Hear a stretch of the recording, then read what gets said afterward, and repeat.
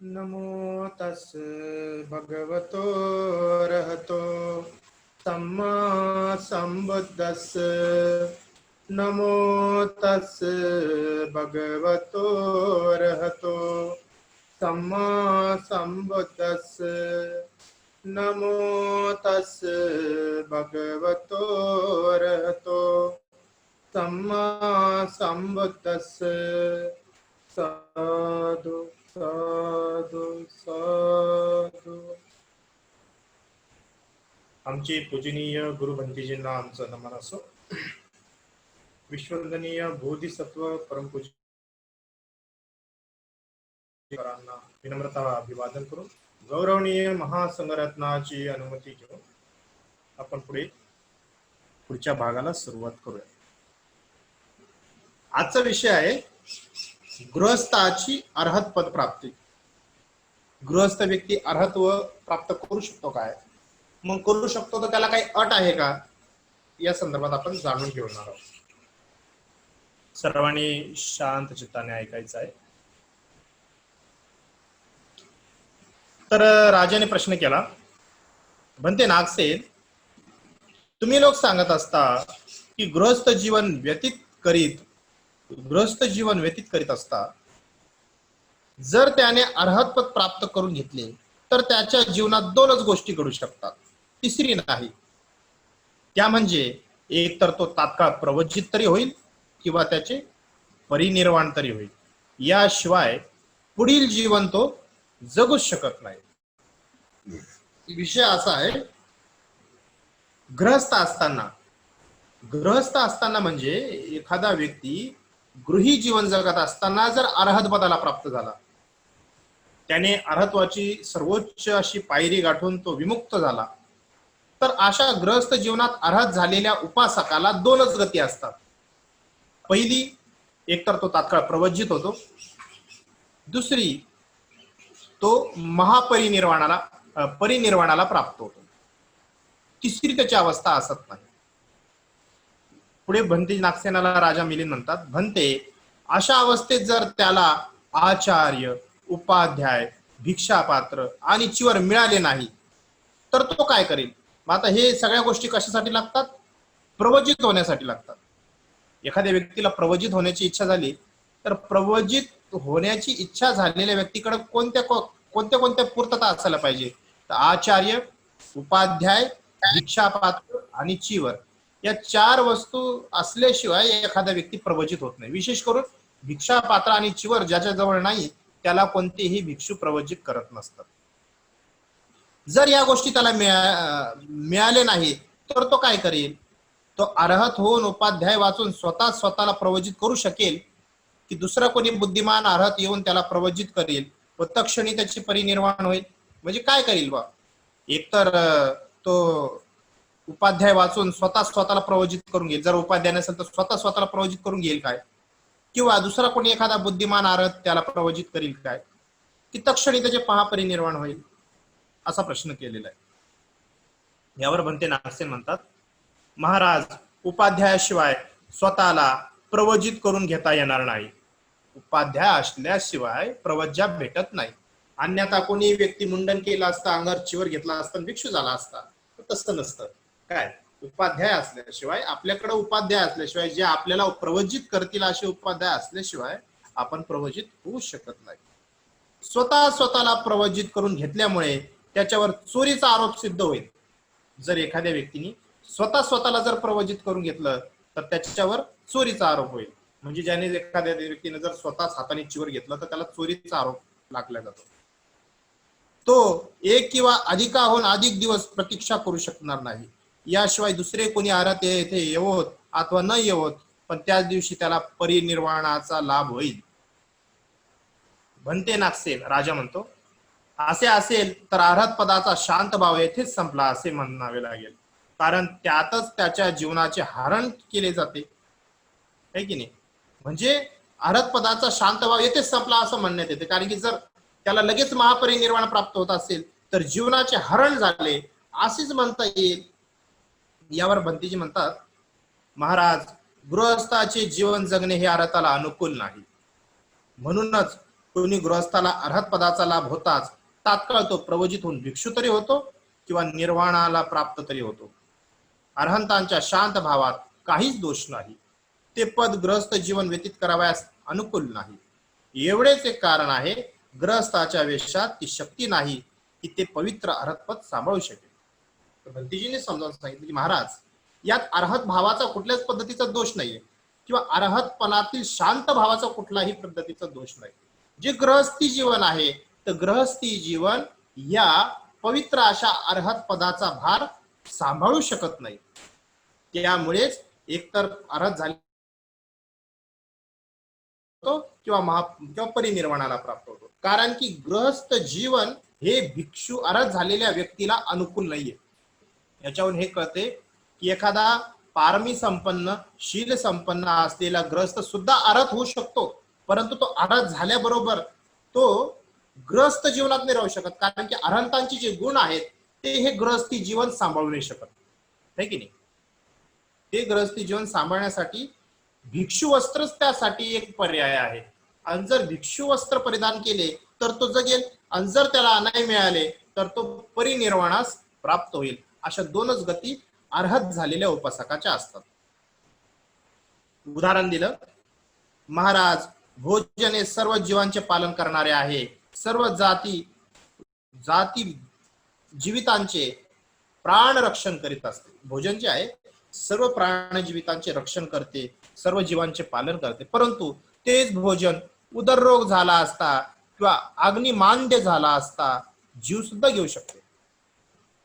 एखादं भोजन एखाद्या व्यक्तीचा प्राण वाचवतं किंवा जीवसृष्टीचा आधार आहे, परंतु तेच भोजन अति प्रमाणात झाले असता त्या व्यक्तीला पटकीचा रोग होऊ शकतो, उदराचा रोग होऊ शकतो, अग्निमांद्य म्हणजे आहे की नाही, अग्निमांद्य म्हणजे ऍसिडिटी होऊन किंवा त्याला एक शब्द आहे पित्ताशयाचा त्रास होऊन त्याला मरण येऊ शकतो.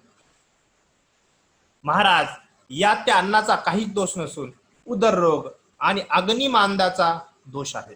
एखादा व्यक्ती मृत पावला तर त्याचा दोषी भोजन होऊ शकत नाही, तर त्यामुळे उत्पन्न झालेला आजार हा दोषी आहे. महाराज त्याचप्रमाणे गृहस्थ राहणे हे अर्हंतांच्या अनुकूल नाही. म्हणूनच कुणी गृहस्थ अर्हतपद प्राप्त होताच प्रवजित तरी होऊन जातो किंवा परिनिर्वाण तरी प्राप्त करून घेत असतो. त्यात अर्हत पदाच्या शांत भाव स्थितीचा मुळीच दोष नाही. गृहस्थ राहणे हे अर्हंतांकरिता अनुकूल न होणे हेच यातील मूळ कारण आहे. गृहस्थ जीवनात इतकी शक्ती नाही की ते अर्हत पदाचा भार सांभाळू शकेल. हे या ठिकाणी समजून घेणं फार गरजेचं आहे. उदाहरण दिलं दुसरं, महाराज जर एखाद्या लहान बारीक गवताच्या काडीवर मोठा दगड ठेवला तर ती काडी एकदमच लहान व बारीक असल्यामुळे मोडून चुरगळून जाईल, है की नाही. एखादी जर अशी उभी काडी आहे गवताची, ती फार बारीक आहे, तिच्यावर जर एक भारदस्त दगड ठेवला तर ती त्या दगडाचा भार सहन करेल काय? ती चुरगळून जाईल, मोडून जाईल, है की नाही. ती तिचा भार सांभाळू शकत नाही. महाराज त्याचप्रमाणे गृहस्थाचा वेश अर्हत पदाचा भार सांभाळू शकत नाही. अजून एक उदाहरण दिलं, महाराज एखाद्या गरीब आणि मूर्ख माणसाला एका मोठ्या राजाच्या गादीवर बसवले तर तो ते राज्य सांभाळू शकत नाही. तसेच महाराज अर्हत पदाचा भार कधीच गृहस्थ देशात सांभाळू शकत नाही. बरोबर आहे. या ठिकाणी राजा म्हणतो, बरोबर आहे बनते नागसे, केलेला खुलासा मी एकदमच मान्य करतो. एकदम तुम्ही उत्तम रीतीने मला ह्या गोष्टी समजावून सांगितल्या आणि फारच व्यवस्थित प्रकारे मी त्या जाणल्या आहेत. पुढे आहे अर्हतांचे दोष या संदर्भातले प्रश्न.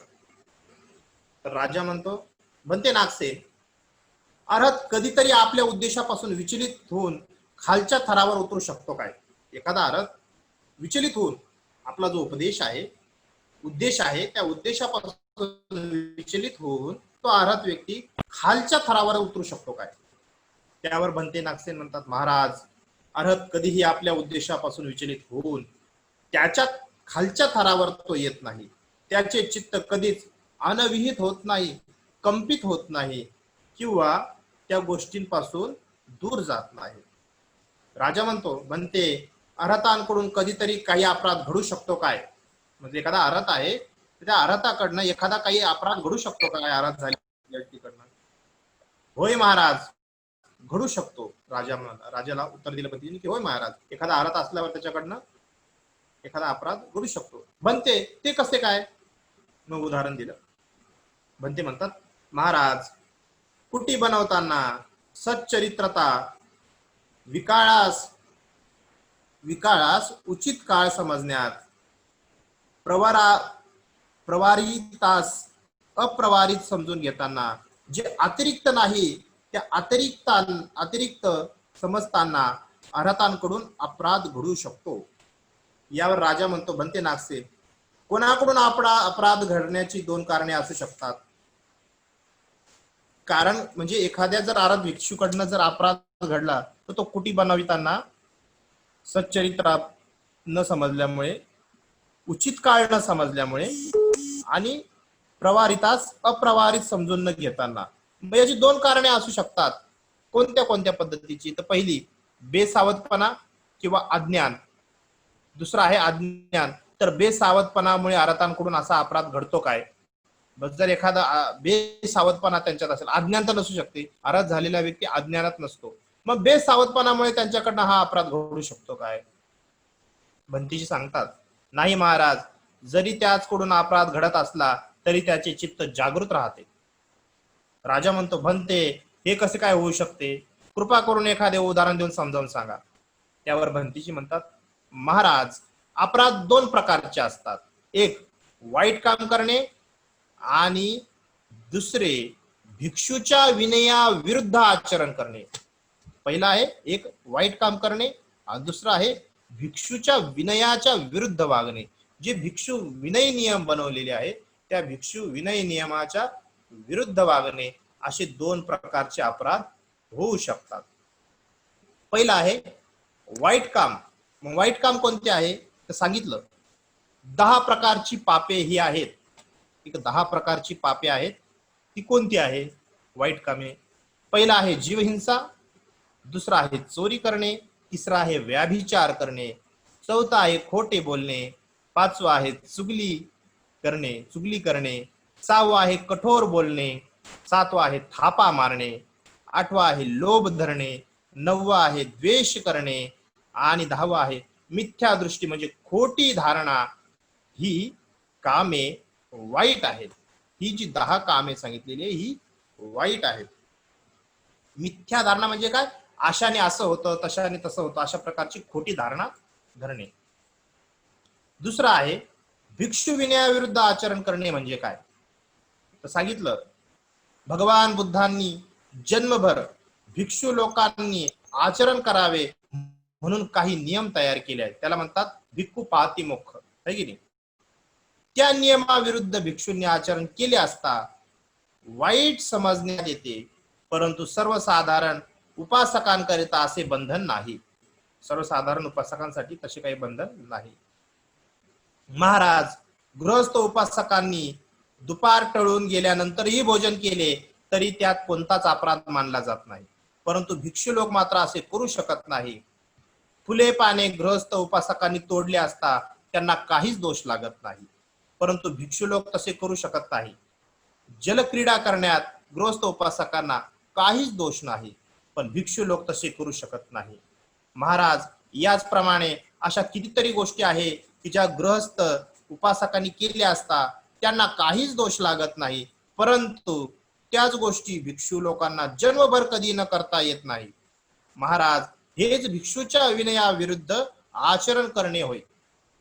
महाराज, जी काही वाईट कामे म्हणून समजली जातात ती अर्हत कधीही जन्मभर करू शकत नाही. म्हणजे वरची कारण दिले वाईट कामे ती कधी जन्मभर कोणी भिक्षू अर्हत झालेला भिक्षू करू शकत नाही. तथापि कधी कधी अजाणता भिक्षू नियमाच्या विरुद्ध त्याच्याकडून आचरण घडू शकते. सर्वच अर्हतांना सर्व नियमांचे ज्ञान नसते. सर्व काही जाणून घेण्या इतपत त्यांच्यात शक्ती नसते. स्त्री पुरुषांची नावे किंवा गोत्र अर्हत जाणू घेऊ शकत नाही. एखाद्या विशिष्ट रस्त्याची सुद्धा त्यांना माहिती नसते. तरी पण अर्हतांना मुक्ती काय आहे याची जाणीव अवश्य असते.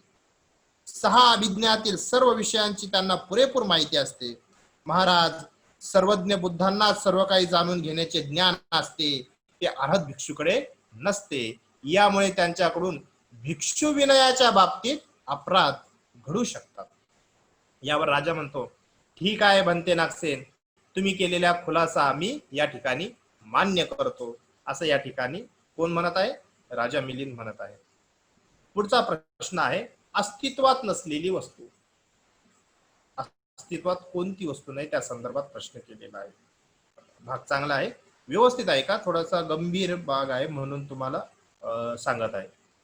पुढचा भाग, राजा म्हणतो, बनते नागसेन, संसारात, संसार या शब्दाचा अर्थ एखाद्या व्यक्तीचं लग्न झालं आणि त्याने जो सुरू केला त्याला संसार म्हणत नाही, हे पहिले समजून घ्या. हा, नाही तर लोक म्हणतात त्यांच्या दोघांचा संसार, असं नसतं. संसार म्हणजे संपूर्ण भवचक्राला भगवान बुद्धांनी संसार असं म्हटलेले. पाली शब्द आहे संसार. संसार हा पाली शब्द आहे, तुमच्या माहितीसाठी सांगतो, आणि पाली साहित्यातून उत्पन्न झालेला शब्द आहे. विज्ञान म्हणजे विज्ञान हा शब्द पाली साहित्यातून उगम पावलेला आहे. संज्ञा म्हणजे संज्ञा हा शब्द सुद्धा पाली साहित्यातून उगम पावलेला आहे की नाही? बरेचसे असे शब्द आहे की जे पाली भाषेने जगाला दिलेले. मग संसार, संसारात प्रत्यक्ष बुद्ध पाहण्यात येतात, बुद्ध श्रावक पाहण्यात येतात, चक्रवर्ती राजा पाहण्यात येतो, लहान मोठे राजेही पाहण्यात येतात, देवता आणि मनुष्यही पाहण्यात येतात, श्रीमंत आणि गरीब लोकही पाहण्यात येतात ना. हे सर्व लोक आपल्याला दिसतात, काही लोक नाही दिसतात आपल्या डोळ्याला. प्रगतिशील लोकही पाहण्यात येतात, अधोगतीला जाणारे लोकही पाहण्यात येतात, पुरुषाचे पुरुष लिंग नष्ट होऊन स्त्रीलिंग उत्पन्न होत असलेले, तसेच स्त्रीचे स्त्रीलिंग नष्ट होऊन पुरुष लिंग उत्पन्न होत असलेले सुद्धा पाहण्यात येतात, है की नाही? म्हणजे चांगली कामे बिघडताना दिसतात, पाप आणि पुण्याची फळ भोगत असलेले लोकही पाहण्यात येतात. संसारात कितीतरी अंडज, जरायुज, स्वेदज आणि कितीतरी औपपातिक प्राणीही दिसून येतात. हे 4 जन्माच्या खाणी आहेत, हे पहिले समजून घ्या. अंडजा, जरायुजा, स्वेदजा, औपपातिका, या 4 जन्माच्या खाणी आहेत. म्हणजे संसारात जे काही प्राणी उत्पन्न होतात ते 4 प्रकारे उत्पन्न होतात. प्रथम आहे अंडजा, म्हणजे अंड्यातून उत्पन्न होणारे प्राणी. दुसरा आहे जरायुजा, जे गर्भातून उत्पन्न होणारे प्राणी. तिसरे आहे स्वेदजा. स्वेदजा म्हणजे काय? जे अशुची मधून, अशुची म्हणजे जे काही सडलेलं पाणी आहे, घाण वस्तू आहे, अशा ठिकाणी किडे वगैरे उत्पन्न होतात ना, त्या ठिकाणी सुद्धा सत्व जन्माला येतात, ते तिसरं. आणि चौथा आहे औपपातिका, कुठल्याही पद्धतीचं संक्रमण न होता, कुठल्याही पद्धतीचं प्रजनन न होताच काही सत्व जन्माला येतात, त्यांना कुठल्याही पद्धतीचं संक्रमणाची गरज नसते, त्याला म्हणतात औपपातिका. असे 4 जन्माच्या खाणी आहेत, है की नाही? असेही प्राणी दिसून येतात. पाय नसलेले प्राणी पाहण्यात येतात, 2 पाय असलेले प्राणी पाहण्यात येतात, 4 पाय असलेले हे प्राणी पाहण्यात येतात, अनेक पाया असलेले प्राणी सुद्धा पाहण्यात येतात. संसारात यक्ष, राक्षस, कुंभंड, असुर, दानव, गांधर्व, प्रेत, पिशाच, किन्नर, मोठे मोठे साप, नागलोक, गरुड, सिद्ध आणि विद्याधर हे सर्वच आहेत. हत्ती, घोडे, गाय, म्हैस, उंट, गाढव, बकरे, मेंढे, लांडगे, मृग, डुक्कर, सिंह, वाघ, चित्ते, अस्वल, जंगली कुत्रे, तडस, कुत्रे, कोल्हे, तसेच अनेक प्रकारचे पक्षीही पाहण्यात येतात.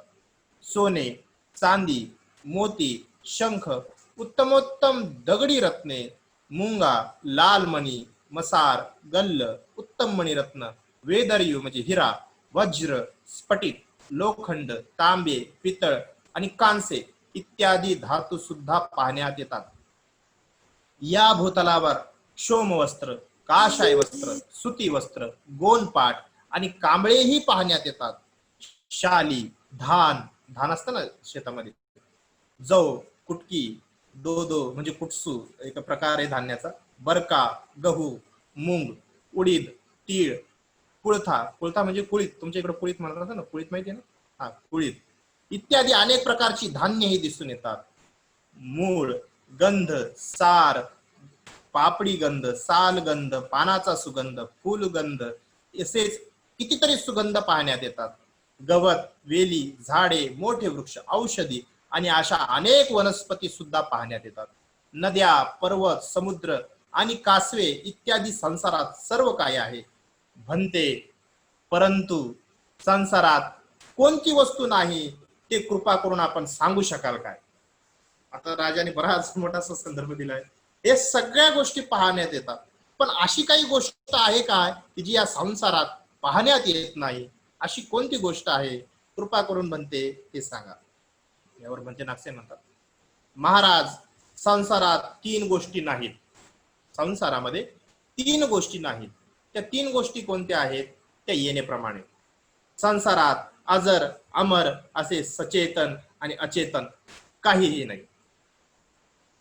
संसारात असे अमर आणि अजर, जे कधीही मरत नाही किंवा कधीही नष्ट होत नाही, अशी सजीव किंवा निर्जीव कोणतीही वस्तू नाही. म्हणजे सजीव सुद्धा नाही आणि निर्जीव सुद्धा नाही, अशी जगात कोणती वस्तू नाही की जी अजर आणि अमर आहे, म्हणजे ना नाश पावणारी न मरणारी, अशी कोणतीही वस्तू जगात अस्तित्वात नाही. हे पहिलं कारण. दुसरं, कोणतेही संस्कार, विनय म्हणजे नियम नाहीत. म्हणजे कोणतेही संस्कार आणि नियम नाहीत जे अस्तित्वात टिकतात, काही काळ टिकतात आणि नश्वर होऊन नष्ट पावतात. कोणतेही संस्कार नाहीत. तिसरं, परमार्थ, परमार्थता, जीव किंवा आत्मा नावाची अशी कोणतीही वस्तू अस्तित्वात नाही. है की नाही? 3 गोष्टी जगात अस्तित्वात नाही. महाराज, या जगात या 3 वस्तूंचा पूर्णतः अभाव आहे. यावर राजा म्हणतो, उत्तम बनते, ठीक आहे बनते, आपण जे सांगता त्याबद्दल मी निश्चितच आदर व्यक्त करतो आणि त्या गोष्टीचा स्वीकार करतो. अशा पद्धतीने भंतीजींना राजाने खूप उत्तम प्रकारे उदाहरण देऊन सांगितलेलं आहे. आज आपण हे 3 भाग बघितले, खूप सुंदर भाग होते. गृहस्थांच्या अर्हत पदाबद्दलची, गृहस्थ अर्हत्व प्राप्त करू शकतात. एखादा गृहस्थ अर्हत पदाला प्राप्त होऊ शकतो, परंतु तो गृहस्थ अर्हत झाल्यानंतर त्याला लगेच एकतर तो प्रवज्जित होतो, अन्यथा तो काय करतो? परिनिर्वाण प्राप्त करतो. ही गोष्ट बघितली. दुसरी गोष्ट बघितली अरहंतांचे दोष. मग अरहंतात कुठले दोष असतात की नाही? अरहंतामध्ये कुठल्याही प्रकारचे दोष नाही. मग अरहंताकडनं अपराध घडू शकतो का? तो हो, अरहंतांकडनं अपराध घडू शकतो, परंतु तो 2 प्रकारचा असतो. एक असतात वाईट कामे आणि दुसरी आहे भिक्षू नियमांचे उल्लंघन. तर भिक्षूकडनं वाईट कामे कधी, अरहत झालेल्या भिक्षूकडनं वाईट कामे कधी घडत नाही, परंतु त्यांच्याकडनं भिक्षू विनय तुटू शकतात. छोट्या मोठ्या प्रकारचे भिक्षू विनय तुटू शकतात या संदर्भात. तो एक स्वाभाविक प्रश्न आहे. आणि चौथा आहे, तिसरी गोष्ट आपण जी शिकली ती आहे, अस्तित्वात नसलेली वस्तू कोणती आहे?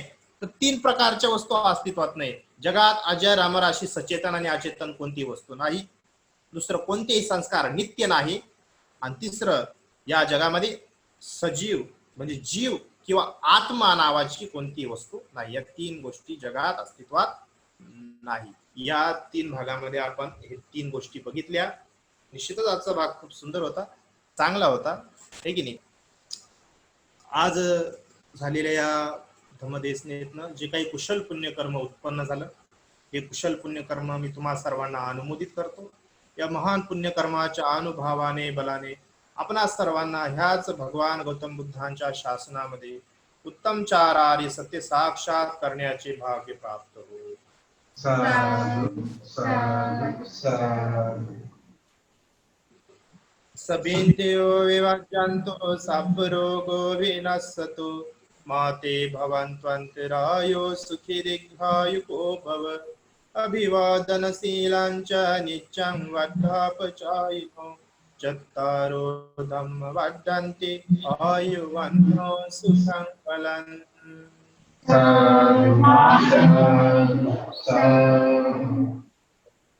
सर्वांचं